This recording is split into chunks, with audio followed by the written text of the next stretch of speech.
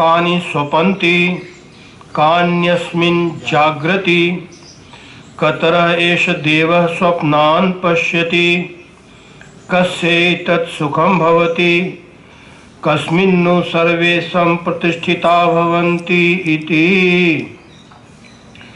तस्मै स होवाच यथा गार्ग्य मरीचयो अर्कस्यान्तं गच्छन्तः सर्वाः एतस्मिंस्तेजोमण्डले एकीभवन्ति ताः पुनः पुनरुदयतः प्रचरन्ति एवं ह वै तत्सर्वं परे देवे मनसि एकीभवति तेन तर्हि एष पुरुषो न शृणोति न पश्यति न जिघ्रति न रसयते न स्पृशते नाभिवदते नादत्ते नानन्दयते न विसृजते नेनायते नेयायते स्वपिति इति आचक्षते।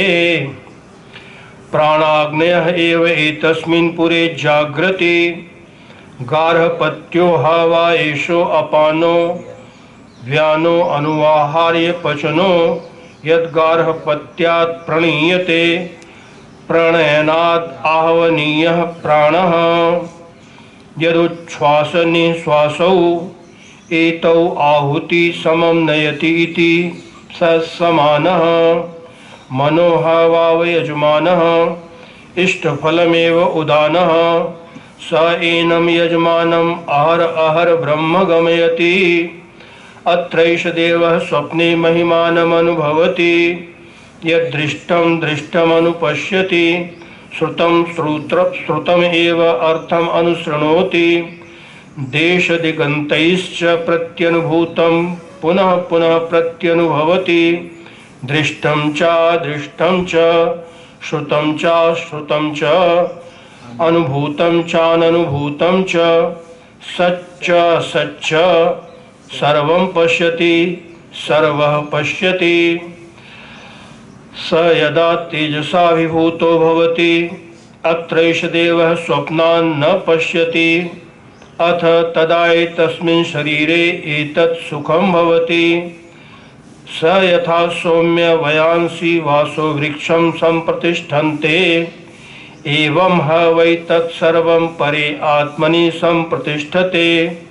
पृथिवी च पृथिवी मात्रा च आपश्च आपो मात्रा च तेजश्च तेजो मात्रा च वायुश्च वायुमात्रा च आकाशश्च आकाशमात्रा च चक्षुश्च द्रष्टव्यं च श्रोत्रं च श्रोतव्यं च घ्राणं च घ्रातव्यं च रसश्च रसयितव्यं च त्वक् च स्पर्शयितव्यं च वाक् च वक्तव्यं च हस्तौ चादातव्यं च उपस्थश्च आनन्दयितव्यं च पायुश्च विसर्जयितव्यं च पादौ च गन्तव्यं च मनश्च मन्तव्यं च बुद्धिश्च बोद्धव्यं च अहङ्कारश्चाहङ्कर्तव्यं च चित्तं च चेतयितव्यं च तेजश्च विद्युतयितव्यं च प्राणश्च विधारयितव्यं च। एष हि द्रष्टा स्प्रष्टा श्रोता घ्राता रसयिता मंता बोद्धा कर्ता विज्ञानात्मा पुरुषः स परे अक्षरे आत्मनि सम्प्रतिष्ठते परमेवाक्षरं प्रतिपद्यते स यो ह वै तत् अछायम् अशरीरम् अलोहितं शुभ्रम् अक्षरं वेदयते यस्तु सौम्य स सर्वज्ञः सर्वो भवति। तदेष श्लोकः विज्ञानात्मा सह देवैश्च सर्वैः प्राणाभूतानि सम्प्रतिष्ठन्ति यत्र तदक्षरं वेदयते यस्तु सौम्य स सर्वज्ञः सर्वमेवाविवेश इति।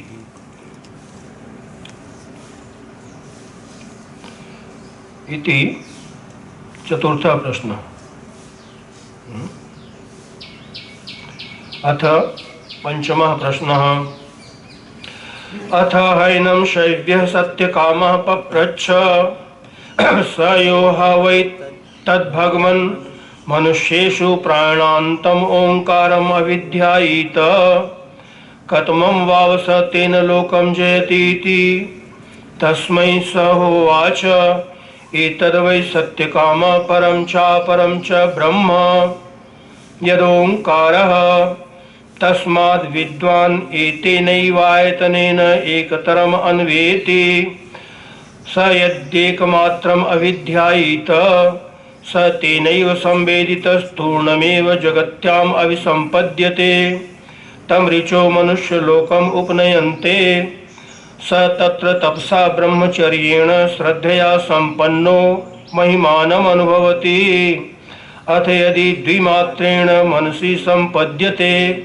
सोऽन्तरिक्षं यजुभिरुन्नीयते सोमलोकम् स सोमलोके विभूतिमनुभूय पुनरावर्तते यः पुनरेतं त्रिमात्रेण ओम इति एतेनैव अक्षरेण परं पुरुषम् अविद्यायीत स तेजसी सूर्ये सम्पन्नः यथा पादोदरस्त्वचा विनिर्मुच्यते एवं ह वै स पाप्मना विनिर्मुक्तः स सामभिः उन्नीयते ब्रह्मलोकम् स एतस्मात् जीवघनात् परात् परं पुरुषयं पुरुषमीक्षते तदेतौ श्लोकौ भवतः तिस्रो मात्राः मृत्युमत्यः प्रयुक्ताः अन्योन्यसक्ताः अनविप्रयुक्ताः क्रियासु बाह्याभ्यन्तरमध्यमासु सम्यक् प्रयुक्तासु न कंपते ज्ञः ऋग्भिरेतं यजुभिरन्तरिक्षं सामभिर्यत् तत्कवयो वेदयन्ते तमोङ्कारेणैवायतनेन अन्वेति विद्वान् यत्तच्छान्तम् अजम् अमरम् अमृतम् अभयं परं च इति पंचमः प्रश्नः। अथ अंतिमः षष्ठः प्रश्नः। अथ हैनं सुकेशा भारद्वाजः पप्रच्छ भगवन् हिरण्यनाभः कौसल्यो राजपुत्रो मामुपेत्य एतं प्रश्नम् अपृच्छत षोडशकलं भारद्वाज पुरुषं वेत्थ तमहं कुमारम् अब्रुवं नाहम् इमं वेद यद्यहम् इमम् अवेदिशं कथं ते नावक्ष्यम् इति समूलो वा एष परिशुष्यति यो अनृतम् अभिवदति तस्मात् नार्हाम्यनृतं वक्तुं स तूष्णीं रथम् आरुह्य प्रब्रब्राज तं त्वा पृच्छामि क्वासो पुरुषः इति तस्मै स होवाच यैवान्तः शरीरे सौम्य स पुरुषो यस्मिन् एताः षोडशकलाः प्रभवन्ति इति स ईक्षाञ्चक्रे कस्मिन्नु अहम् उत्क्रान्ते उत्क्रान्तो भविष्यामि कस्मिन् वा प्रतिष्ठिते प्रतिष्ठास्यामि इति स प्राणमसृजत प्राणात् श्रद्धां खं वायुर्ज्योतिरापः पृथिवी इन्द्रियं मनः अन्नम् अन्नाद्वीर्यं तपो मंत्राः कर्म लोकाः लोकेषु च नाम च स यथेमा नद्यः सन्दमानाः समुद्रायणाः समुद्रं प्राप्यास्तं गच्छन्ति भिद्येते तासां नामरूपे समुद्र इति एवं प्रोच्यते एवमेवास्य परिदृष्टुः इमाः षोडशकलाः पुरुषायणाः पुरुषं प्राप्य अस्तं गच्छन्ति भिद्येते चासां नामरूपे पुरुषः इति एवं प्रोच्यते स एषो अकलो अमृतो भवति तदेष श्लोकः अरा इव रथनाभौ कला यस्मिन् प्रतिष्ठिताः तं वेद्यं पुरुषं वेद यथा मावो मृत्यु परिव्यथा इति तान् होवाच एतावदेव अहम् एतत् परं ब्रह्म वेद न अतः परमस्ति इति ते तम अर्चयन्तस् त्वं हि नः पिता यो अस्माकम् अविद्यायाः परं पारं तारयसि इति। नमः परम ऋषिभ्यो नमः परम ऋषिभ्यः। इति षष्ठः प्रश्नः। इति एवं प्रकारेण प्रश्नोपनिषद समाप्ता।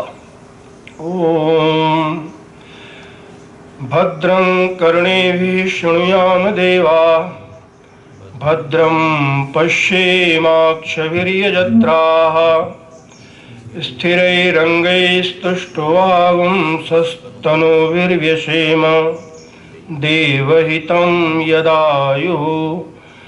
स्वस्ति न इन्द्रो वृद्धश्रवाः स्वस्ति नः पूषा विश्ववेदाः स्वस्ति नस्तार्क्ष्यो अरिष्टनेमिः स्वस्ति नो बृहस्पतिर्दधातु। ओम शांति शांति शांति।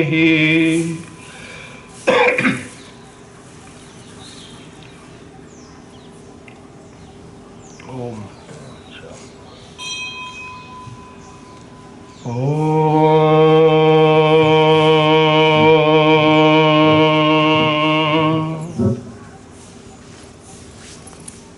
नमो ब्रह्मादिभ्यो ब्रह्मविद्या संप्रदाय कर्तृभ्यो वंशर्षिभ्यो महद्भ्यो नमो गुरुभ्यः। सर्वोपप्लवरहितः प्रज्ञानघनः प्रत्यगर्थो ब्रह्मैवाहमस्मि ब्रह्मैवाहमस्मि। श्रुतिस्मृतिपुराणानाम् आलयं करुणालयं नमामि भगवत्पादं शङ्करं लोकशङ्करं शङ्करं शङ्कराचार्यं केशवं बादरायणं सूत्रभाष्यकृतौ वन्दे भगवन्तौ पुनः पुनः। ईश्वरो गुरुरात्मेति मूर्तिभेदविभागिने व्योमवद्व्याप्तदेहाय दक्षिणामूर्तये नमः। ओम शांति शांति शांति।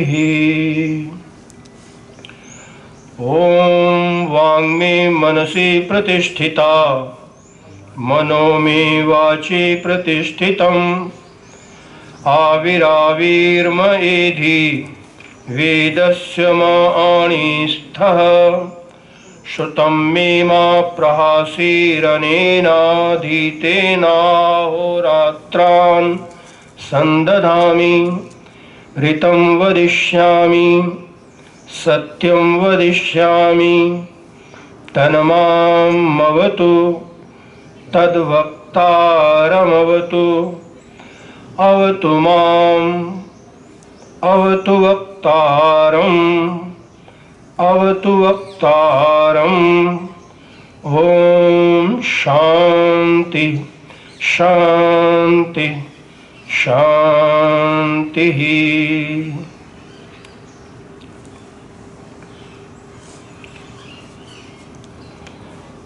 महादेव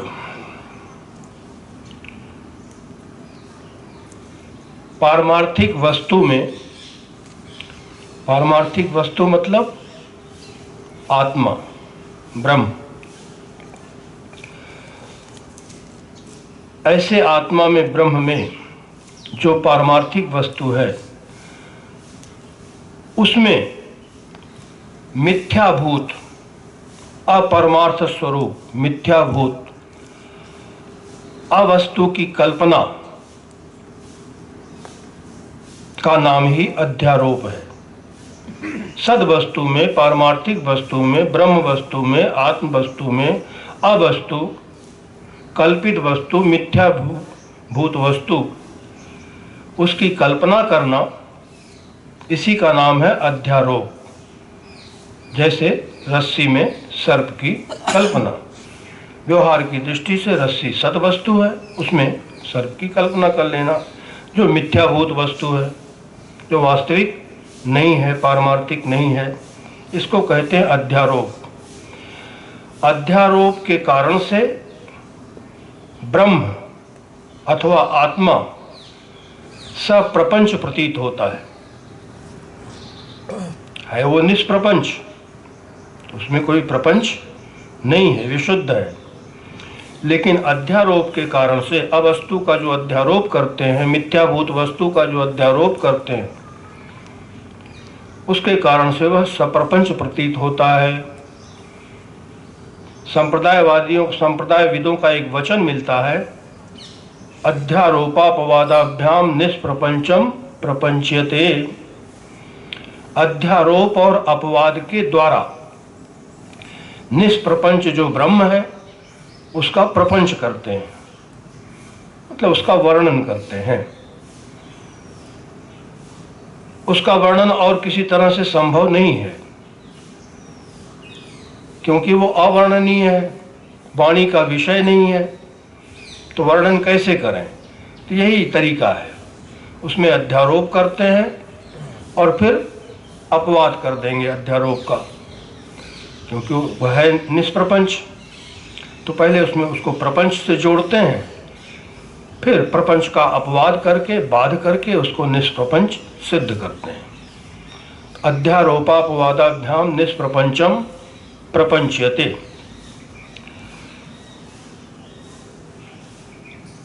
जो अधिष्ठान है, उस अधिष्ठान के यथार्थ ज्ञान से ठीक ठीक उस अधिष्ठान का ज्ञान हो जाए, तो अधिष्ठान के यथार्थ ज्ञान से ही जो कल्पित आरोप है, अध्यारोप है, उसका बाध हो जाता है। जैसे रस्सी का ज्ञान हो गया तो सर्प का बाध हो गया। इसी को कहते हैं अपवाद। इसको बाध कर देना मतलब अपवाद कर देना। कल्पित जो आरोपित, जो कुछ आरोपित है कल्पना से, उसका बाध, इसी को अपवाद बोलते हैं।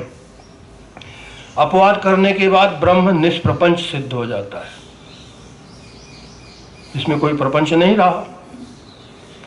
जो कुछ भी मिथ्या भूत वस्तु का आरोप उसमें किया था, जब उसका अपवाद कर दिया तो ब्रह्म निष्प्रपंच सिद्ध हो जाता है। वेदांत की प्रक्रिया में ब्रह्म में जगत की उत्पत्ति, स्थिति और लय का अध्यारोप करते हैं। यतो वा इमानि भूतानि जायन्ते येन जातानि जीवन्ति यत् प्रयन्ति अभिसंविशन्ति तद ब्रह्म तद विजिज्ञासस्व। तैत्रीय उपनिषद का मंत्र है ये। ब्रह्म का तटस्थ लक्षण इसको कहते हैं। ब्रह्म के दो लक्षण, एक तटस्थ लक्षण, एक स्वरूप लक्षण। तटस्थ लक्षण वो है जो कभी रहे और कभी न रहे, सदा रहने वाला लक्षण नहीं होता है। जैसे अभी हम श्रुति बोल रहे हैं, यतो वा इमानि भूतानि जायन्ते, जिससे सारे ये भूत पैदा होते हैं, जिसमें स्थित हैं, जिसमें लय इनका हो जाता है, वो ब्रह्म है। तद विजिज्ञासस्व, उसको जानना चाहिए, उसको जानने की इच्छा करनी चाहिए। तो ये सृष्टि का आरोप ब्रह्म में करते हैं। ये ब्रह्म का, आत्मा का तटस्थ लक्षण है, स्वरूप लक्षण नहीं है, क्योंकि ये सदा नहीं रहता। ज्ञान होने के बाद जब ब्रह्म को निष्प्रपंच सिद्ध कर लेते हैं, जान लेते हैं, तो फिर संसार नाम की कोई वस्तु नहीं रहती उसमें। संसार बाधित हो जाता है। ये जो संसार अध्यारोपित है, ये बाधित हो जाता है ज्ञान से। बाधित हो जाने का तात्पर्य यह मत समझिएगा कि दिखता नहीं है या प्रतीत नहीं होगा। बाधित होगा, ज्ञान से बाधित हो गया। इसको आप दृष्टांत से समझ सकते हैं कि जैसे मरुस्थल में देखने वाला जल, जब पता लग गया कि वहाँ जल नहीं है, किसी ने बताया, गुरु ने बताया, आप तो पुरुष ने बताया कि वहाँ जल की एक बूंद भी नहीं है, जिसकी बातों पर हमको विश्वास है, श्रद्धा है कि वो झूठ नहीं बोलते, तो हमने मान लिया कि महाराज कह रहे हैं तो बिल्कुल ठीक बात है, जल नहीं होगा। फिर भी ऐसे ज्ञान होने के बाद भी जल की प्रतीति वहाँ होती रहती है। तो भले ही जल की प्रतीति हो रही हो, लेकिन हमारा ये निश्चय दृढ़ है कि वहाँ जल की कोई बूंद नहीं है, पानी की एक बूंद। तो ऐसे ही ये जो नाम रूपात्मक जगत है, इसका जब बाध हो जाता है तो बाध का मतलब यही, भले ही प्रतीत होता रहे, दिखता रहे, अनुभव में आता रहे, फिर भी ज्ञान से इसका बाध हो जाता है। तो पहले वेदांत की प्रक्रिया में आरोप करते हैं निष्कल ब्रह्म में, आत्मा में, जगत का, और फिर जगत का ब्रह्म में भेद असंभव बतलाते हुए, जगत के साथ ब्रह्म का अभेद दिखलाते हुए, जगत में ब्रह्म का भेद नहीं है, अभेद, तो भेद तो असंभव है, क्योंकि श्रुति कहती एकमेव अद्वितीयम, तो भेद तो है ही नहीं। उस दशा में भी, जिस दशा में जगत की प्रतीति होती है, उस समय भी अद्वैत ही है, अभेद ही है, एकत्व ही है।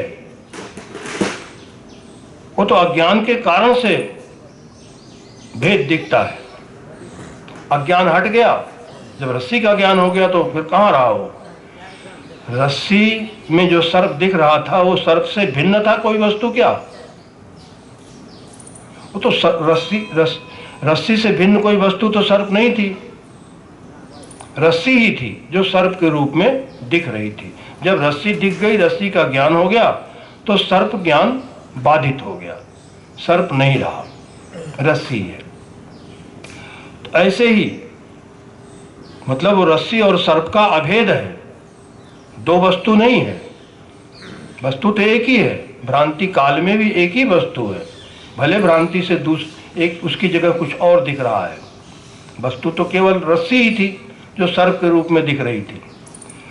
ऐसे ही ये सारा का सारा जगत भी वस्तुतः आत्मा ही है, ब्रह्म ही है, भले ही नाम रूप में इसकी प्रतीति हो रही है।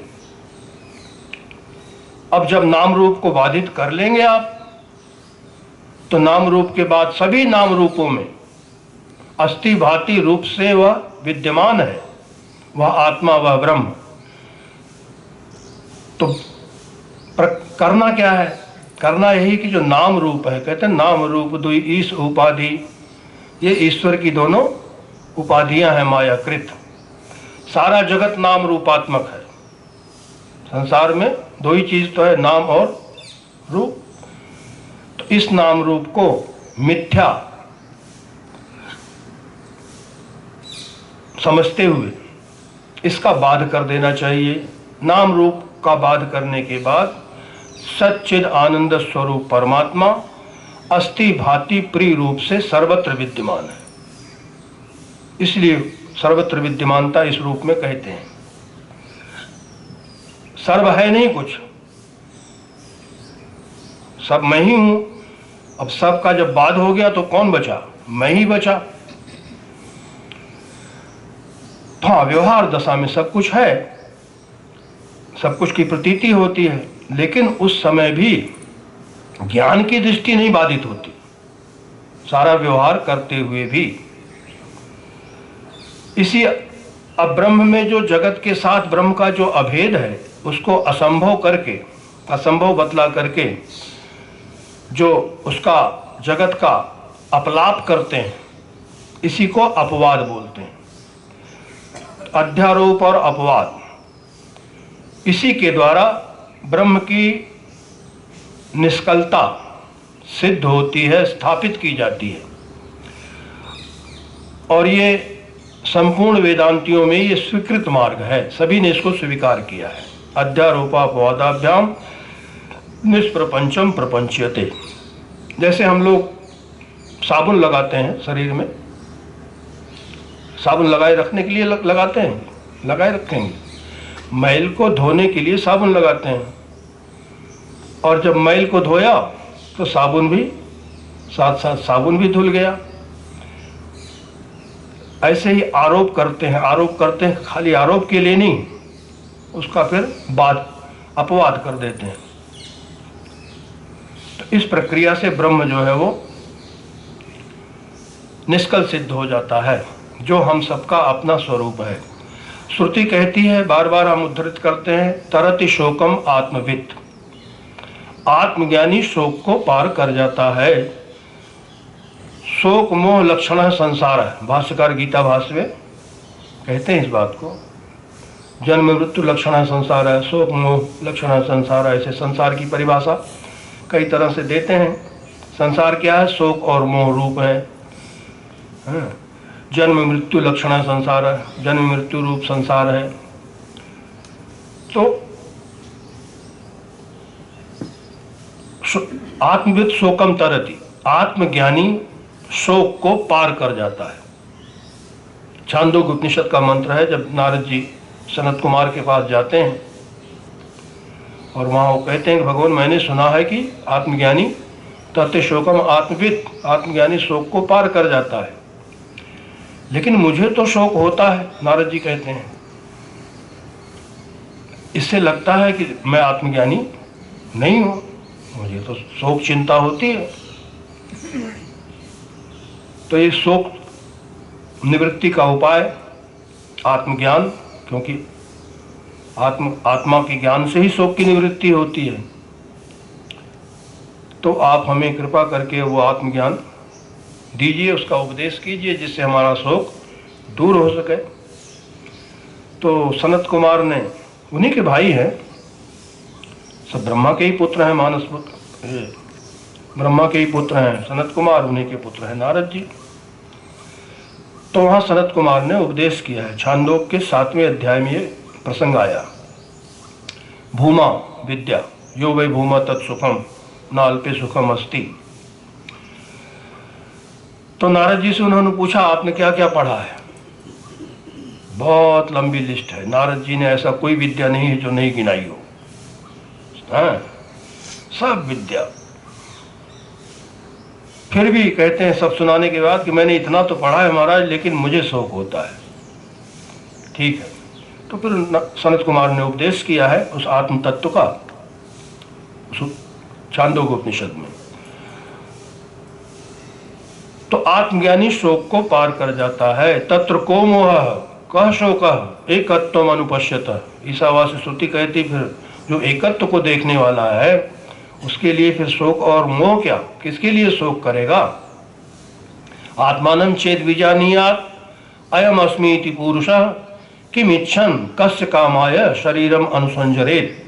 श्रुति कहती जब आत्मा को जान लिया कि यही ये देह अस्मिन पुरुषः परः, जिसको भगवान कहते हैं गीता में, उपद्रष्टा अनुमंता च भर्ता भोक्ता महेश्वर परमात्मे पिचा, परमात्मे पिचाप्युक्तो देहे अस्मिन पुरुषः परः। वह पर पुरुष परमात्मा जिसको पुरुषोत्तम कहते हैं 15वें अध्याय में, वो इसी शरीर में स्थित है। 13वें अध्याय में भगवान, तो देह अस्मिन, देह में ही रहता है ऐसी बात न समझिएगा, मिलेगा देह में ही, वो भी मनुष्य देह में ही, अपनी बुद्धि में ही। उपलब्धि तो वही होगी। हाँ, एक बार जब उपलब्धि हो जाएगी तो जैसे हमने बताया ना, हीरे को जब देख लिया, पहचान लिया, तो पहचानते ही सारा जगत सोना हो गया, सब कुछ।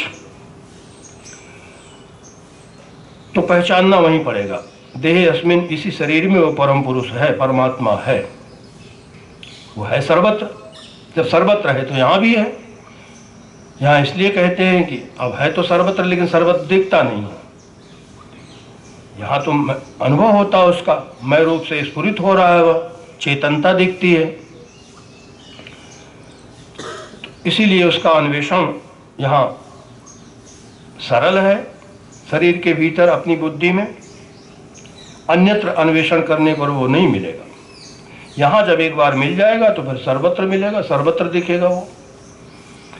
रीते ज्ञानान न मुक्ति, श्रुति कहती ज्ञान के बिना मुक्ति नहीं है। ज्ञानाद एव तु कैवल्यम, कैवल्यम कैवल्य अर्थात मोक्ष तो केवल ज्ञान से ही होता है। तमेव विदित्वा अतिमृत्युमेति नान्य पंथा विद्यते अयनाय, तम आत्मानम एव विदित, उस आत्मा को ही जान करके मृत्युम अत्येति, मृत्यु का अतिक्रमण कर जाता है, अमर हो जाता है, अमरण भाव को प्राप्त कर जाता है।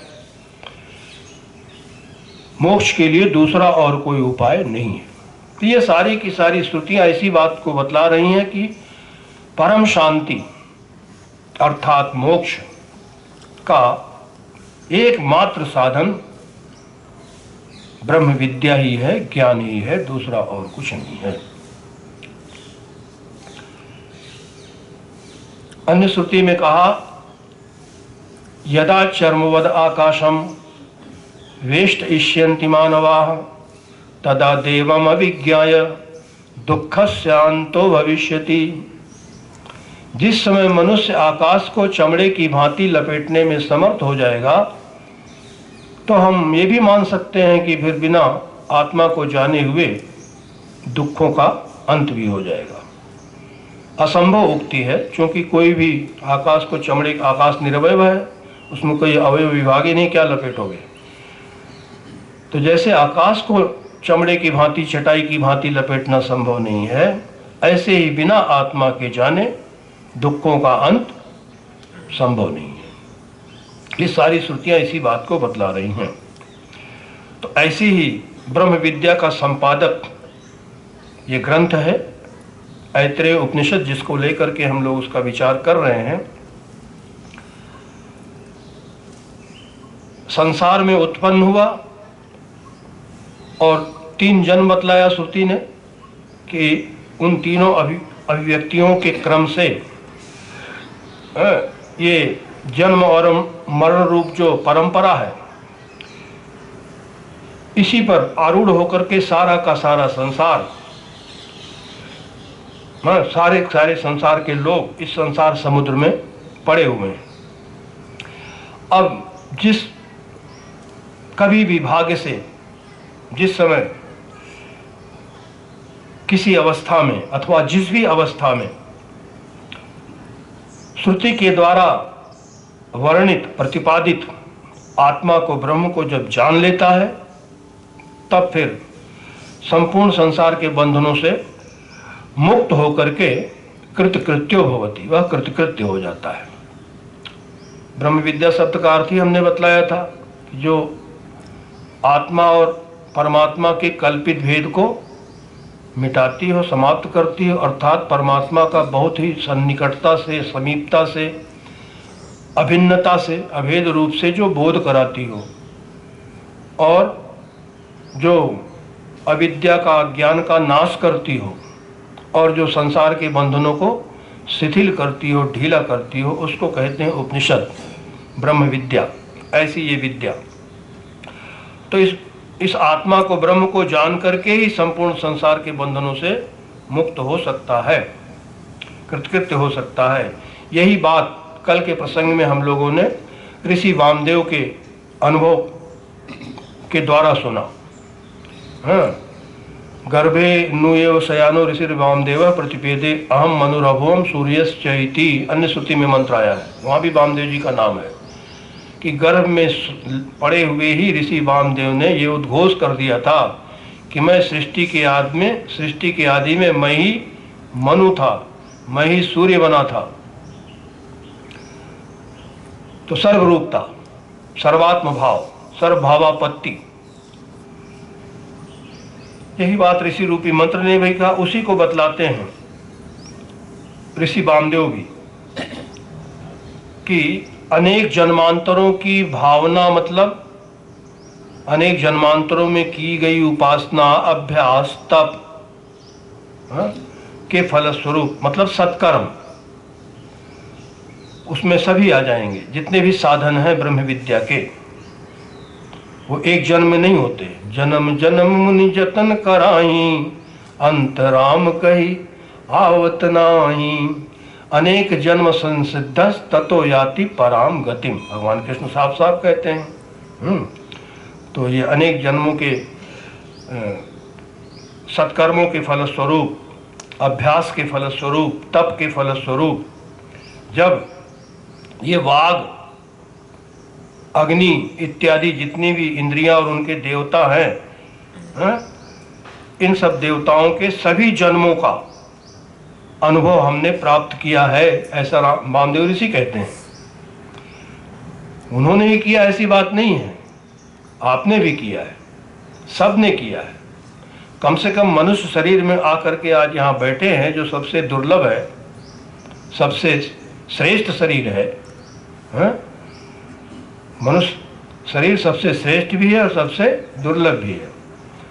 तो इस शरीर में हम आए हैं, इसका मतलब है कि हमने सभी, लगभग सभी शरीरों को, जितनी 84 लाख योनियां हैं, सबसे भ्रमण करते हुए, घूमते हुए हम यहाँ पहुँचे हैं, आए। कोई ऐसा शरीर नहीं है, कोई ऐसा देवता नहीं है जिसके भाव को हमने प्राप्त नहीं किया हुआ। कितनी बार स्वर्ग गए, कितनी बार गए और आए, एक बार नहीं। और ये क्रम चल ही रहा है, अभी तक ये यात्रा समाप्त नहीं हो रही है हमारी। एक हम प्रसंग सुनाते थे ना भगवान कृष्ण का, भोजन करने बैठे, माता रुक्मिणी भोजन लेके आई, तो चींटी को देख करके भगवान हंस पड़े जोर से, चींटा चींटी। तो रुक्मिणी जी की समझ में नहीं आया, उन्होंने पूछा आप ऐसे क्यों हंस रहे हैं, ऐसा तो हंसते आपको कभी देखा नहीं। अरे देखती नहीं है, वो चींटी को देख, चींटा को देख, क्या है, चींटी चींटा है, वो भोजन है, सुगंध लग रही होगी, आ रहे हैं उसकी तरफ। अरे नहीं, ध्यान से देख। बोले मेरी समझ नहीं आया। भगवान कृष्ण बोले ये चींटा जो है ना, ये 14 बार इंद्र रह चुका है, 14 बार। और ये जो चींटी है, इंद्राणी है, ये भी उसके साथ साथ 14 बार स्वर्ग का फल भोग चुकी है, स्वर्ग का सुख। और अब देखो ये चींटा चींटी के रूप में आए हैं, अभी भी इनके भोगों की लालसा समाप्त नहीं हुई है। वो भाग रही भोजन की तरफ, और उसका पेट भरा हुआ चींटे का, वो उसकी तरफ भाग रहा है। कहाँ जा रही है, उसको पकड़ रहा हो। बताओ, ये हाल है। भगवान बोले इसीलिए मुझे हंसी आ गई। तो आप ऐसे ही अनुमान कर सकते हैं, कल्पना कर सकते हैं कि जब चींटी के शरीर में आया हुआ 14 बार इंद्र रह चुका है, तो हम मनुष्य शरीर में आए हुए हैं, तो हम क्या नहीं, हम भी हुए होंगे, इंद्र वगैरह सब बने होंगे, तमाम देवताओं के स्वरूप को प्राप्त। ऋषि वामदेव अपना अनुभव बता रहे हैं कि मैं सभी जन्मों का अनुभव हमने प्राप्त किया। संसार बंधन से मुक्त होने से पहले अनेक ऐसे ऐसे दृढ़ लोहमय, श्रुति यहाँ कहती लोहमय शरीर, श्रुति का मंत्र है आयसी रक्षण, आयसी मतलब लोहमय अभेद्य शरीरों में मुझे अवरुद्ध किया गया था, बांधा गया था। इससे पहले बंधा रहा मैं तमाम शरीरों से, बड़े बड़े कठिन कठिन। इस बंधन से मुक्त होने से पहले अब जैसे जाल को काट करके कोई पक्षी, सेन पक्षी, यहाँ उदाहरण दिया, निकल जाए, उड़ जाए बड़े वेग से, ऐसे ही मैं आत्मज्ञान से उत्पन्न सामर्थ्य के द्वारा, शक्ति के द्वारा इस शरीर बंधन से, देह बंधन से बाहर निकल आया हूं। कितने आश्चर्य की बात है। तो ऐसे आश्चर्य व्यक्त करने वाले वामदेव ऋषि ने गर्भ में पड़े पड़े ही, गर्भ में शयन करते हुए ही ये ऐसा कहा था।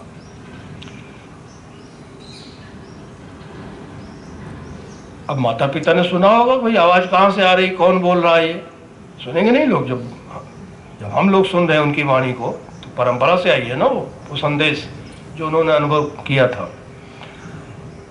अष्टावक्र के बारे में आपने सुना होगा। अष्टावक्र ऋषि भी माता के गर्भ में ही, वो पिताजी पाठ कर रहे थे, वेद पाठ, और उन्होंने सुना। अब वो स्वर के सहित पाठ नहीं कर रहे थे, स्वरभंग हो रहा था।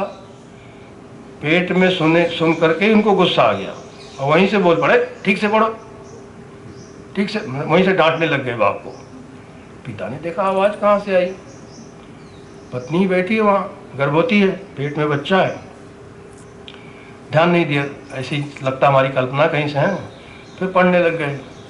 फिर जब गड़बड़ पड़ा तो फिर उसने टोका अष्टावक्र ने, अरे ध्यान से पढ़ो, स्वर के सहित पढ़ो, कैसे उच्चारण। तब उनको पता लगा कि ये तो गर्भ में जो बालक है वो बोल रहा, उसकी आवाज़ आ रही है।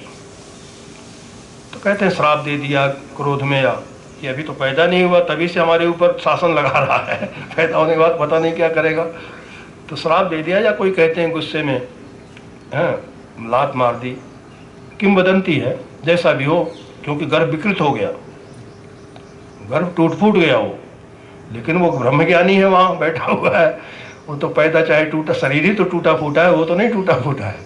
वो 8 जगह से अष्टावक्र है, 8 जगह से टूटा हुआ शरीर था। मतलब कोई देखे तो देखते ही हंसी आ जाएगी ना, क्या चल रहा है ये, न पैर ढंग का है ना, सब चीज टूटे, टेढ़े मेढ़े टूटे फूटे, अब कैसे चल रहा, ये आश्चर्य है। यही तो देख करके जनक की सभा में सब हंसने लग गए उनको देखते ही। कि अजीब सा नमूना आया, हंसी आ गई, रोक नहीं पाए, क्योंकि देह को देख रहे थे ना, इसलिए तो अष्टावक्र ने डांटा भी कि सब चमार हैं ये, चर्म को देखने वाले, देह को देखने वाले। हमने तो सुना था कि जनक बड़ा ज्ञानी है, उसके सभा में बड़े बड़े ज्ञानी विद्वान बैठते हैं, और यहाँ तो सारे मूर्ख लोग बैठे हुए हैं। छोटा 12 साल का बालक इतनी बड़ी सभा में दाड़ देता है। सब चुप हो गए। जब सभा अष्टावक्र हंसे बाद में तो सब चुप हो गए, वो जोर से हंसा। तो जनक ने पूछा, महाराज आप क्यों हंसे? ये लोग हंसे ये तो मैं समझ गया इनकी, लेकिन आप बोले इनकी मन स्थिति देख के मुझे हंसी आई। चलो आपका क्या शंका है वो बताइए। वो उनका वही प्रश्न था, यह सत्य की वह सत्य। ये इसी पर शास्त्रार्थ चल रहा था। यह जो जागृत का दृश्यमान जगत है यह सत्य है, अथवा जो सपने में हमने देखा कि भूखे प्यासे भटक रहे हैं जंगल में, नींद खुली तो अपने सोने के सिंहासन पे, तो यह सत्य है कि वह सत्य? बस अष्टावक्र कहते हैं, महाराज न यह सत्य है न वह सत्य है।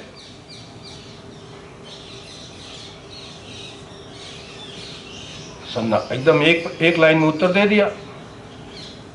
तो जनक बोल पड़े, तो फिर महाराज सत्य क्या है? तो अष्टावक्र ने फिर डांटा जनक को, अरे मूर्ख जनक, ऐसे करके तो अपने आप को ज्ञानी समझता है बड़ा। भला सत्य के बारे में ऐसे जिज्ञासा की जाती है जैसे तू कर रहा है, तू तड़ाक पे उतर आया। वो बालक जनक को कह रहा है, मतलब इस तरह से टंकार करके संबोधन करना कि तू सत्य के बारे में ऐसे प्रश्न किया जाता है जैसे तू कर रहा है। जनक को अपनी गलती का एहसास हुआ, तुरंत खड़े हो गए सिंहासन से, महाराज क्षमा कीजिएगा, गलती हुई, आइए विराजिए। मतलब सिंहासन समर्पित कर दिया, आप बैठिए, उपदेशक के रूप में, गुरु के रूप में विराजमान हुई, मैं आपके चरणों में बैठ करके जिज्ञासा करता हूँ।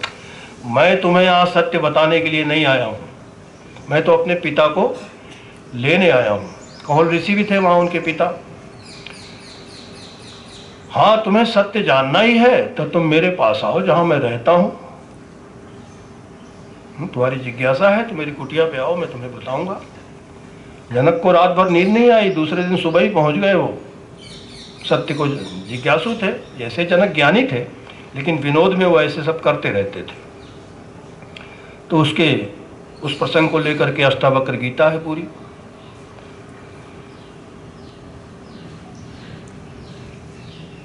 वेदांत का वो भी एक प्रामाणिक ग्रंथ है अष्टावक्र गीता। जैसे ये गीता है, भगवत गीता हम लोग पढ़ते हैं, ऐसे एक अवधूत गीता भी है भगवान दत्तात्रेय की, वो भी बड़ी मार्मिक, बहुत ही बढ़िया। तो अब ये वामदेव ऋषि आत्मा को जान करके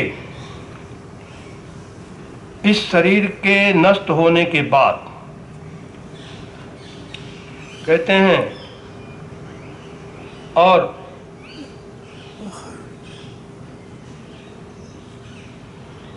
मतलब अविद्या के द्वारा, अज्ञान के द्वारा परिकल्पित यह जो शरीर है, इस शरीर परंपरा का उच्छेद करने के बाद किससे उच्छेद होगा?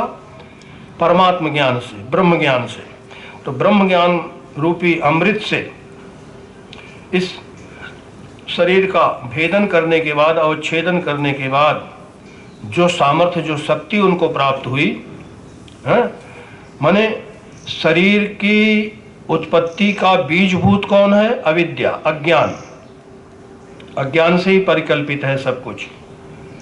तो इसकी बीजभूत जो अविद्या है, उसकी जब निवृत्ति हो गई तो फिर देहपात के बाद, इस शरीर के छूटने के बाद परमात्म भाव को प्राप्त करके, मतलब संसार रूपी जो निम्न भाव है, अधोभाव है, इससे ऊपर उठ करके तत्व ज्ञान के द्वारा उद्भासित जो निर्मल सर्वात्म भाव है, उसको प्राप्त हो जाता है।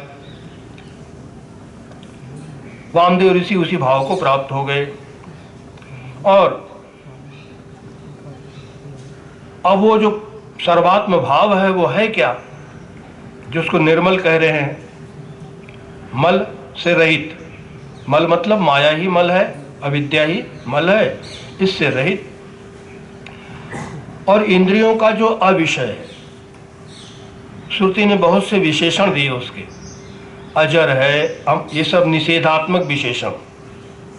परमात्मा के दो तरह के विशेषण होते हैं ना, एक विधेय, एक निषेध। तो ये निषेधात्मक, अजर, अमर, अमृत है, अभय, सर्वज्ञ, अपूर्व, अनपर, अनंतर, अबाह्य, ऐसा अपने स्वरूप को जहाँ प्राप्त करके उसी अपने स्वरूप में स्थित हो गए वामदेव ऋषि। और स्थित हो गए मतलब अमर हो गए, अमृतः समभूत। तो अभिप्राय यही है इस श्रुति का कि आत्मज्ञान के द्वारा पहले से ही है, तो वो पूर्ण काम ही, आत्मा पूर्ण काम है, आत्मा निष्काम है, आत्मा आप्त काम है, आत्मा में कोई कामना नहीं। तो पहले से ही पूर्ण काम है आत्मा, जब केवल उसको जानते नहीं, हम जब जान गए तो फिर वो पूर्ण काम, आप्त काम होकर के जीवित अवस्था में ही संपूर्ण कामनाओं को प्राप्त करके, मतलब अब कोई कामना नहीं रही, मुक्त हो गए।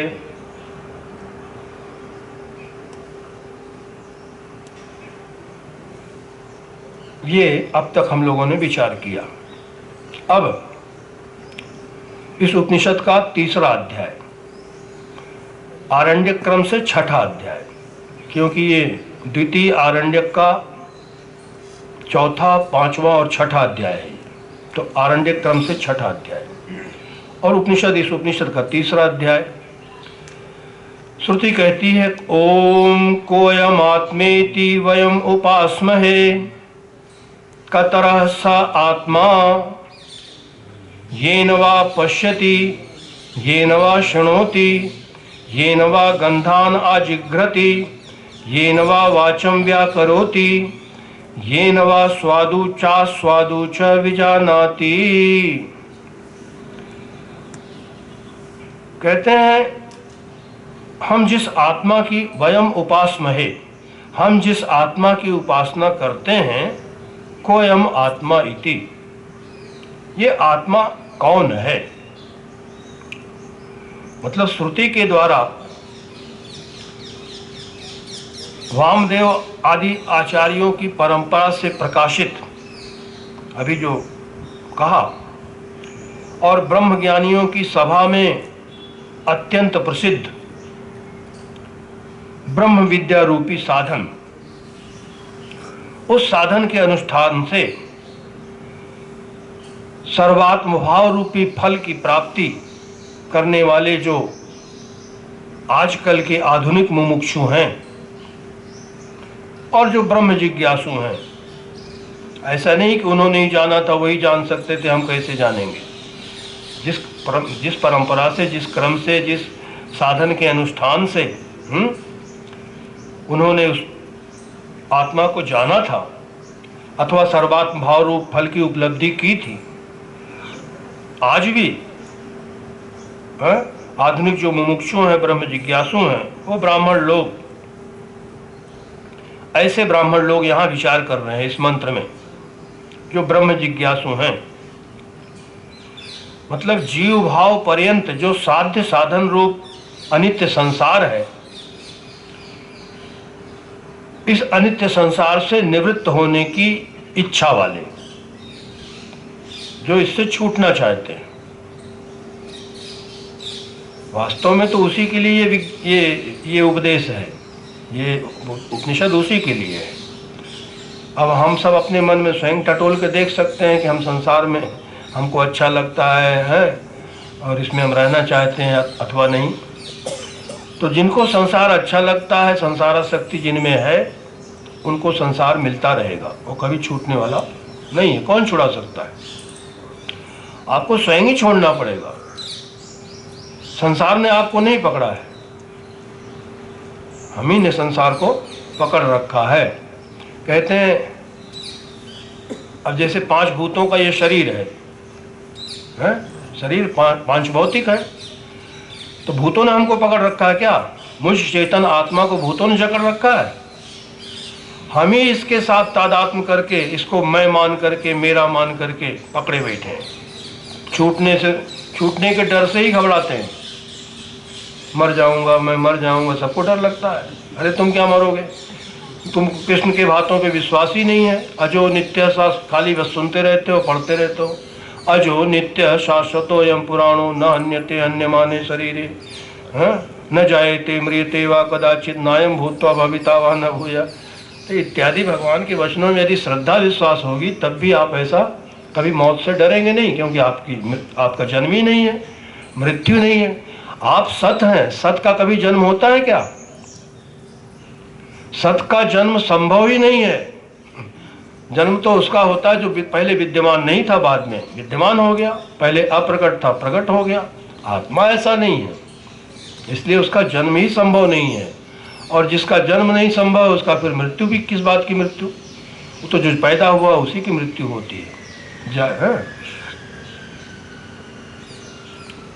जातस्य ही ध्रुव मृत्यु ध्रुवम जन्म मृतस्य च। आत्मा में ये सब कुछ नहीं है, न जन्म है न मृत्यु है। वो तो नित्य है, शाश्वत है। उस आत्मा को आप जाने कैसे, इसके लिए विचार कर रहे हैं ब्रह्म जिज्ञासु ब्राह्मण लोग, जो इस संसार से, अनित्य संसार से निवृत्त होना चाह रहे हैं। तो परस्पर आपस में विचार करके पूछते हैं एक दूसरे से, को अयम आत्मा इति, ये आत्मा कौन है? किस प्रकार पूछते हैं? जिसकी हम उपासना करते हैं वो आत्मा कौन है? कतरह स आत्मा को अयम आत्मा इति।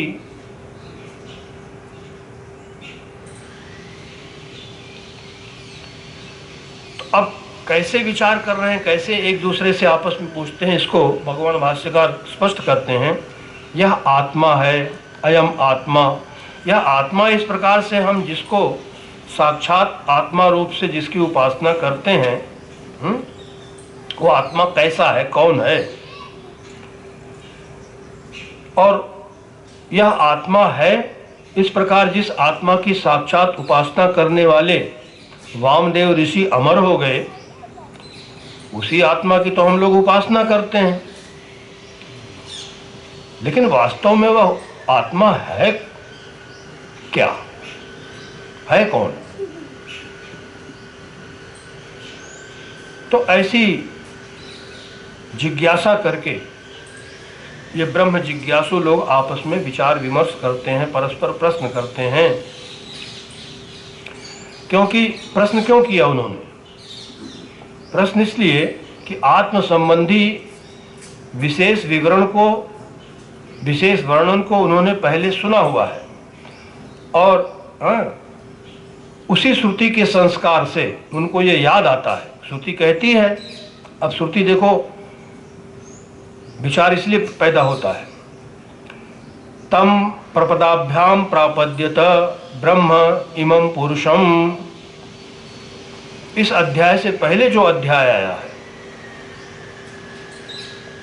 उसमें ये मंत्र आया है, यहाँ नहीं है। और उसके बाद भी और भी मंत्र हैं। तो इस पुरुष में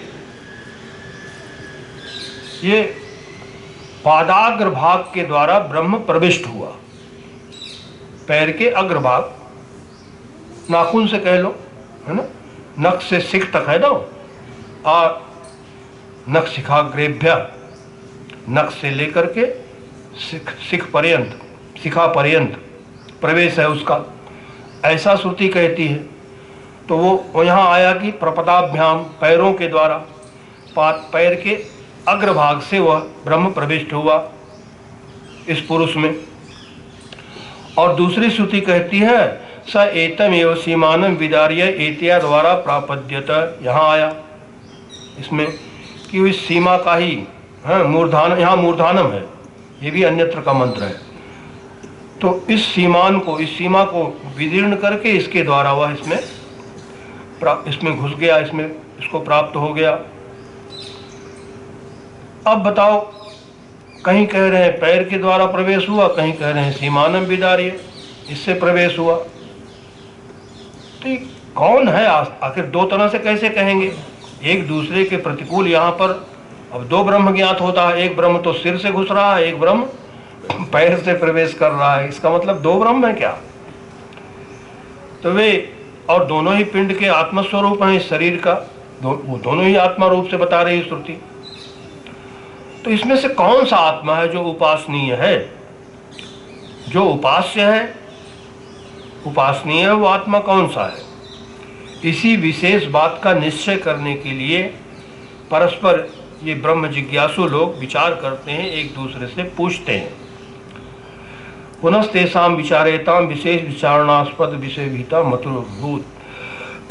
जब इस प्रकार का विचार आपस में उन्होंने किया तो अपने विचारणीय विषय के बारे में उनकी ऐसी बुद्धि उत्पन्न हुई। कैसी बुद्धि? विशेष बुद्धि, कि भाई इस शरीर में दो प्रकार की वस्तुएं उपलब्ध होती हैं। दे वस्तुनि अस्मिन् पिंडे उपलभ्यते, जो चक्षुरादि अनेक भेदों के कारण से विभिन्न साधनों के द्वारा, मतलब चक्षुरादि अनेक साधन, अनेक करण, अनेक इंद्रियों के द्वारा जो पुरुष विषयों को उपलब्ध करता है, जो विषय का उपलब्धा है। तो एक तो हो गई साधन जिनके द्वारा उपलब्ध करता है, और एक है उपलब्ध करने वाला, उपलब्धा। भाई जो भी विषय उपलब्ध होते हैं वो किसके द्वारा? प्राण के द्वारा। उसी को आप अंतःकरण भी कह सकते हैं, क्योंकि जिस समय अंतःकरण नहीं होता है, जिस अवस्था में हम अनुभव करते हैं, उस समय कोई विषय उपलब्ध नहीं होता है। सुषुप्ति में अंतःकरण अपने कारण अविद्या में लीन रहता है, तो किसी भी विषय का ज्ञान हमको नहीं होता है। तो मतलब सारे ज्ञान उस, ऐसा नहीं है कि वहाँ ज्ञान नहीं है, उसी ज्ञान में ही तो सारा सिमट गया है। इसीलिए श्रुति कहती प्रज्ञान घन एव, वहाँ नाम दिया, आत्मा का नाम प्राज्ञ है। तो सुषुप्ति अवस्था में प्रज्ञान घन हो जाता है। जैसे जागृत में प्रकाश में सारी की सारी वस्तुएं नाम रूपात्मक दिखाई देती हैं, और जब अंधेरा हो गया, घनीभूत रात्रि हो गई, सावन भादों की अंधेरी रात, जिसमें अपना हाथ भी नहीं दिख रहा है, कहाँ गए सब? उसी घनीभूत हो गए ना सारे, उस अंधकार में ही। तो सब हैं, बीज रूप से सब वहाँ स्थित हैं, फिर समय आने पर उत्पन्न हो जाएंगे, नाश नहीं हुआ है। तो जो उपलब्ध करने वाला है, जो और जो भिन्न भिन्न विषयों जो उसको उपलब्ध हुए हैं, जितने विषय उपलब्ध हुए हैं, उन सभी विषयों की स्मृति भी करने वाला। ऐतरेय उपनिषद के से पहले जो अध्याय आया है उसमें वो उपासना का है, मतलब हिरण्यगर्भ उपासना, प्राणोपासना वहाँ बतलाई गई है, और उसका फल भी वहाँ बतला दिया है। हाँ, प्रारंभ में भास्कर ने, अब चूँकि समय तो यहाँ 7 ही दिन रहता है, 7 दिन माने 7 घंटा, उसमें कितना विस्तार कर सकते हैं, लेकिन भाष्यकार ने उपोद्घात भाष्य में बहुत बढ़िया लिखा है। स ऐसा एको देव, वह एक ही देवता है। एतस्यैव प्राणस्य सर्वे देवा विभूतयः, इसी एक प्राण की ही सारी देवताएं, जितने देवता हैं सब देवता इसी प्राण की ही विभूतियां हैं। और इसका फल बता दिया, एतस्य प्राणस्य आत्मभावम गच्छन् देवता अप्येति। इसको वहाँ देवता में विलय हो जाता है उसका, इस प्राण के तादात्म्य को जो प्राप्त करता है प्राणोपासक, तो प्राण के तादात्म्य भाव को प्राप्त करके वह देवता में ही, मतलब प्राण देवता, उस देवता में ही लीन हो जाता है। अब बहुत से लोग उस देवता में लीन होना यही परम पुरुषार्थ है, ऐसा माने बैठे हैं। प्रकृति लय जिसको कहते हैं, प्रकृति में लय हो जाना, ये मोक्ष नहीं है। क्योंकि प्रकृति में जब तक प्रकृति सोई हुई है तब तक पड़ा रहेगा प्रकृति के पेट में, माया देवी के पेट में। अब जब फिर प्रकृति विक्षुब्ध होगी, जब फिर सृष्टि होगी, तो फिर वो सब बीज, जितने बीज पड़े हैं सब फिर उगेंगे वहाँ से।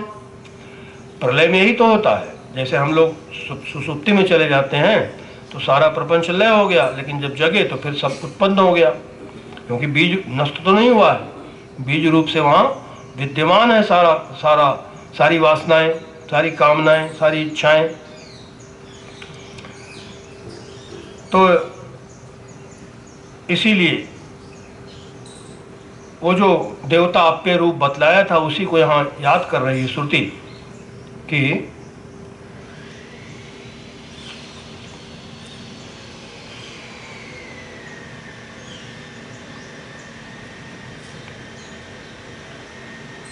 जो उपलब्ध करने वाला है, भिन्न भिन्न इंद्रियों के द्वारा उपलब्ध हुआ जो विषय है, उन विषयों की स्मृति जो करता है, तो स्मृति का भी अनुसंधान वह करता है, विषय याद आते हैं।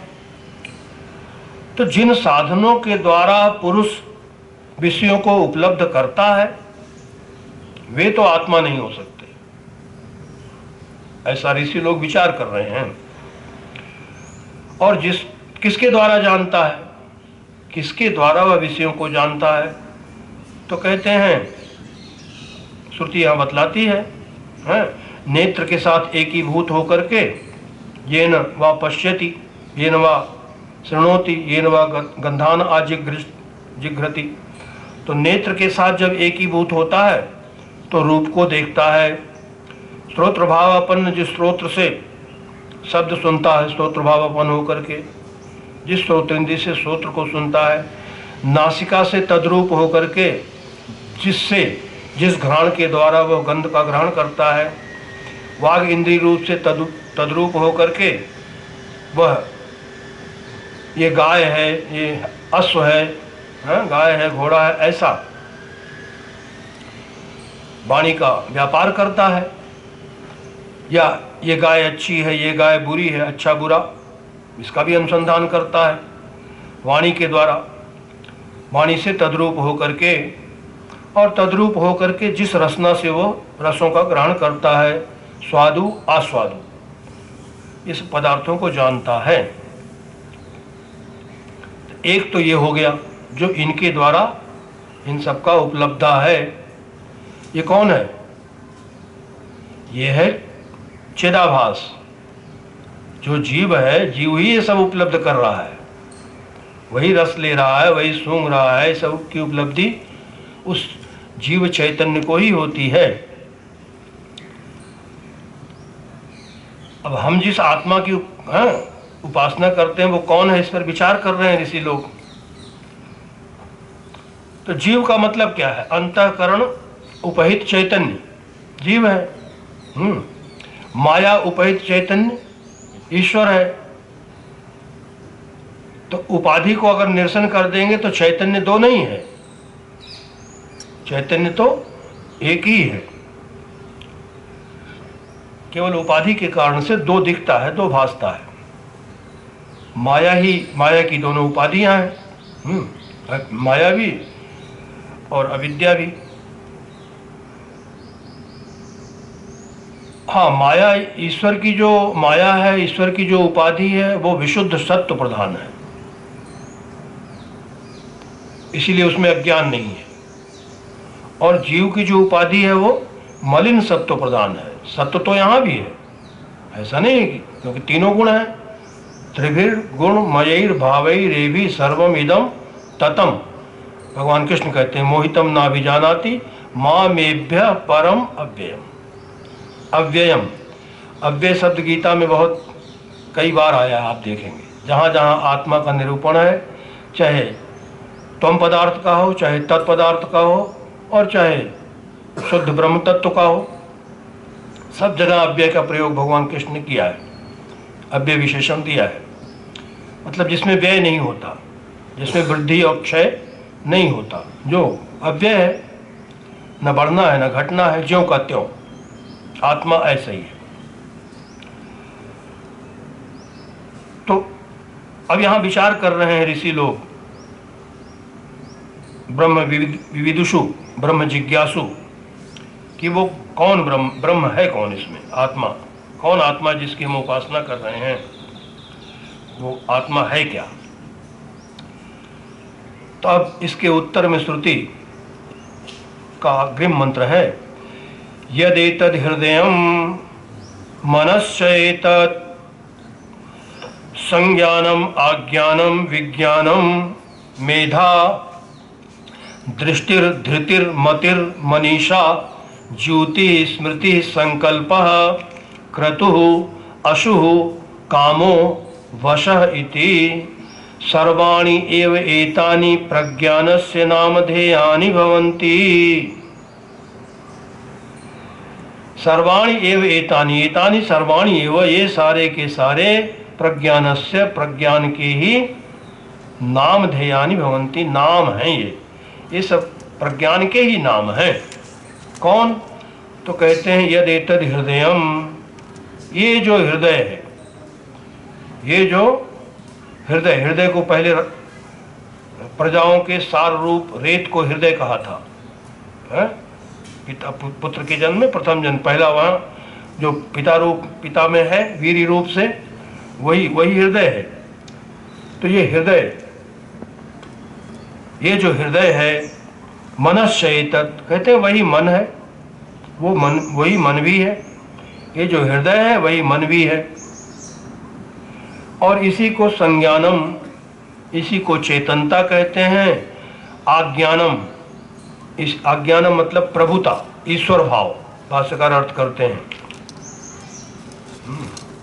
एक एक पद का भाष्यकार अर्थ करेंगे। विज्ञानम, विज्ञान, मेधा, दृष्टि, धृति, मति, मनीषा, रोगा, ज्योति, जो दुख होता है रोग आदि के कारण से उसको कहते हैं ज्योति, स्मृति, स्मरण, संकल्प, क्रतु, क्रतु मतलब अध्यवसाय, निश्चय, संकल्प, क्रतु, असु, असु माने प्राण, यही प्राण है। काम, काम, कामना, इच्छा, और वशः इति, और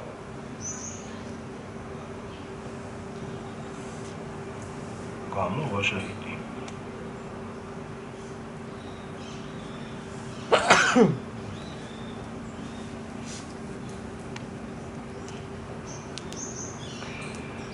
तो ये सब के सब प्राण के ही, प्रज्ञान के ही नाम हैं।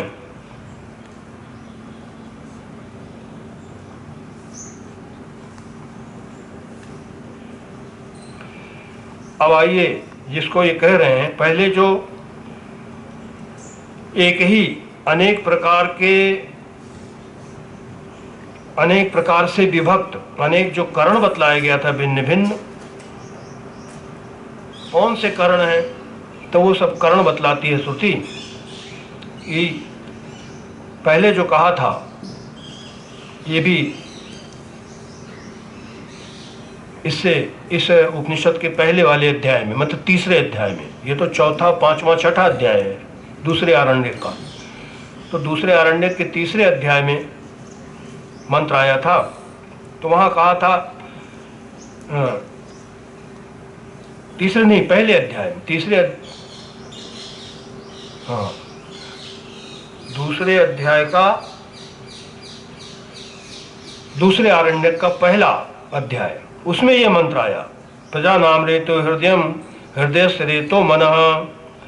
कहते हैं प्रजाओं का सारभूत हृदय है। श्रुति कह रहे ना यद एतद हृदयम, उसको पहले बतला चुकी है श्रुति। हृदय क्या, किसको कहा हृदय? तो प्रजाओं का सारभूत हृदय है, हृदय से रेतो मनः, और हृदय का सारभूत मन है। अच्छा, उसी को, उसी मन से ही और भी श्रुतियां हैं, मनसा सृष्टा आपश्च वरुणश्च, मन से ही जल और वरुण को बनाया, जल और वरुण की सृष्टि की, जल और जल के अधिपति मन से ही उनको बनाया। तो मन भी वही है जो हृदय है, मनश्चैतत, वही मन है। और फिर कहते हैं चेतनता। अन्य श्रुतियों का उदाहरण भाष्यकार ने और दिया है कि हृदय से मन हुआ और मन से मनसा, मनसो चंद्रमा मनसो जाता है, मन से चंद्रमा। तो वही ये हृदय मन भी है, वो एक ही है जो अनेक रूप हो रहा है। और वही इस नेत्रात्मक अंतःकरण से, नेत्र रूपी अंतःकरण से वही रूपों को देखता है, श्रोत्र से श्रवण करता है शब्दों का, घ्राण रूप से वही सूंघता है, वाग रूप से बोलता है, वाणी रूप से, जीवा रूप से वही रस का आस्वादन करता है, स्वयं संकल्प विकल्प रूप मन से संकल्प करता है, और हृदय रूप से निश्चय करता है। स्वयं मतलब अपने ही मन ही मनन कर रहा है, अपना ही मनन, मतलब स्व अभिन्नेन, अपने से अभिन्न। तो स्वयं अपने से अभिन्न रूप मन से संकल्प करता और हृदय रूप से निश्चय करता है। क्योंकि एक पद यहाँ आया, एक विशेषण क्रतु, तो क्रतु का अर्थ वहां अध्यवसाय करेंगे, निश्चय। तो ये हृदय रूप से निश्चय करता है, तो ये मतलब बुद्धि हो गई, हृदयात्मक बुद्धि। इसीलिए जो उपलब्धा है इन सब का, उस उपलब्धा की उपलब्धियों के लिए सभी जितनी इंद्रियों की वृत्तियां हैं, प्रवृत्तियां हैं, इंद्रियों के जितने भी व्यापार हैं, उन सब व्यापारों को करने वाला यही एकमात्र साधन है। कौन? ये अंतःकरण, हृदय, मन इत्यादि नाम से जिसको कह रहे हैं। ऐसा ही कौशिक की उपनिषद में भी कहा गया है, भाष्यकार ने उदाहरण दिया उसका, मनसा ये उपश्यति मनसा शृणोति, मन से ही देखता है, मन से ही सुनता है, देखता है, सूंघता है। कहते हैं अन्यत्र मना भुवम न श्रोषम, मेरा मन कहीं और चला गया था, मैं सुन नहीं पाया, मेरा मन कहीं और गया था, मैं देख नहीं सका, देख नहीं पाया। इसका मतलब मन नहीं रहेगा तो आंखें नहीं देख सकती, मन नहीं है तो आप सुन नहीं सकते। बैठे तो हैं यहाँ, शब्द भी हो रहा है, लेकिन मन कहीं और घूम रहा है तो नहीं सुनाई पड़ेगा, नहीं पकड़ में आएगा। श्रुति ऐसा ही कहती है, मन से ही देखता है, सुनता है इत्यादि। अच्छा, और प्रज्ञा रूप वाणी पर आरूढ़ होकर के ये वाणी से सभी नामों का ग्रहण करता है यह। और तो हृदय और मन शब्द से जिसको कहा गया है ना, जिस अंतःकरण को हृदय भी कह रहे हैं, मन कह रहे हैं, तो हृदय और मन वाच्य जो अंतःकरण है, उस अंतःकरण का ही वही साधन है। इन सभी की उपलब्धियों में, सभी विषयों की उपलब्धि में वो अंतःकरण ही साधन है, वही प्रसिद्ध है। और अंतःकरण मतलब क्या है? अंतःकरण प्राण रूप ही है। प्राण ही नहीं होगा तो फिर अंतःकरण क्या कर लेगा? अंतःकरण तो तभी क्या कार्य करेगा जब उसमें जान होगी, जिंदा होगा, जीवित होगा। मृत मनुष्य में तो नहीं कार्य करता, क्योंकि प्राण चला गया तो सब गया उसके साथ ही। तो प्राण भी तद्रूप ही है, मतलब तद्रूप है, मतलब हृदय मन शब्दवाच्य जो अंतःकरण है वो प्राण रूप ही है। तो क्योंकि श्रुति आगे कहती है यो वही प्राण है सा प्रज्ञा, जो प्राण है वही प्रज्ञा है, और या वही प्रज्ञा सब प्राण, जो प्रज्ञा है वही प्राण है। तो इसका मतलब है कि इंद्रियों का जो संघात रूप है, सभी इंद्रियों का संघात रूप है प्राण, वो प्राण ही है। ये बात प्राण के प्रसंग में भी जहाँ संवाद हुआ था इंद्रियों का आपस में श्रेष्ठता के लिए, मैं श्रेष्ठ हूँ, मैं श्रेष्ठ हूँ, वाणी बोल रही मैं श्रेष्ठ हूँ, कान कह रहा मैं श्रेष्ठ हूँ, तो उस संवाद में फिर परीक्षा हो जाए भाई। तो बोले ठीक है। तो वाणी बोली मैं घूम के आती हूँ कुछ दिन, तब तक तो वो निकल गई शरीर से, लौट के आई साल भर बाद। कैसे हैं आप लोग? बोले ठीक ही हैं। बोले हमारे जाने से कोई परेशानी नहीं। अरे जैसे गूंगा, वाणी नहीं है, नहीं बोलता है, कोई बात नहीं, फिर भी खाता है, पीता है, देखता है, सारे व्यापार कर लेता है, वो बिना वाणी के भी चलता है। तो ऐसे आँख चली गई, आँख घूमने, तो फिर लौट के आई। उन्होंने कहा हाँ बिना आँख के भी काम चलता है। तो देखा गया कि जब सबने अपनी अपनी परीक्षा दे ली, तो फिर बाद में प्राण ने कहा अच्छा भाई मैं भी थोड़ा देर घूम के आता हूँ। जब प्राण निकलने लग गया तो सारी इंद्रियां चिल्ला पड़ी अपनी अपनी कुर्सी से, जहाँ जहाँ बैठी थी। अरे नहीं रुको। तो क्योंकि उनके निकलते ही तो सब ये साथ साथ निकल जाएंगी, उसके बगैर रहेंगी कैसे। तब सबने मान लिया अपने आप कि नहीं, हाँ आप ही हम में सब में श्रेष्ठ हैं। प्राणो वै ज्येष्ठश्च श्रेष्ठश्च, श्रुति कहती शरीर में प्राण ही सबसे ज्येष्ठ और श्रेष्ठ है। ज्येष्ठ क्यों है? क्योंकि शुरू से है प्राण, बीज जहाँ से है इस शरीर का, वो बीज ही प्राणात्मक है। प्रथम जन्म बताया ना, जब गिरी रूप में उत्पन्न होता है पिता के शरीर में, तो वो प्रथम जन्म है उसका। मातृगर्भ में कुक्षी में जब उसका परिसिंचन हुआ तो द्वितीय जन्म। तो प्राण शुरू से रहता है, प्राण इसीलिए सबसे ज्येष्ठ है, सबसे बड़ा है। और श्रेष्ठ क्यों है? श्रेष्ठ इसलिए है कि और सभी इंद्रियां तो थक जाती हैं, विश्राम चाहती हैं, लेकिन प्राण कभी विश्राम नहीं करता, अनवरत चलता रहता है, इसलिए श्रेष्ठ। इसकी श्रेष्ठता सिद्ध हो गई। यहाँ प्राण नहीं तो सारी इंद्रियां, सारा शरीर ही बेकार है, सब हो जाता है लाश प्राण के बगैर। तो प्राण की श्रेष्ठता सिद्ध है, ये इंद्रियों ने भी पहचान लिया है, जितनी इंद्रियां हैं। अब जो चरणों से प्रविष्ट हुआ था, प्रापद्यत, अभी आया ना श्रुति, प्रपदाभ्याम प्रापद्यत तम ब्रह्म इमं पुरुषम, तो वह ब्रह्म जो इस पैर के अग्रभाग से जो इस शरीर में प्रविष्ट हुआ ब्रह्म, वो तो उपलब्धि का साधन होने से मुख्य आत्मा नहीं हो सकता, ऐसा विचार ऋषियों ने किया। क्योंकि वो तो उपलब्धि का साधन है, तो वो कैसे हो सकता है आत्मा? मुख्य आत्मा तो नहीं हो सकता है, वो तो गौण हो सकता है, जिसको अपर ब्रह्म कहते हैं हम लोग। एक मुख्य ब्रह्म, एक गौण ब्रह्म, पर ब्रह्म, अपर ब्रह्म।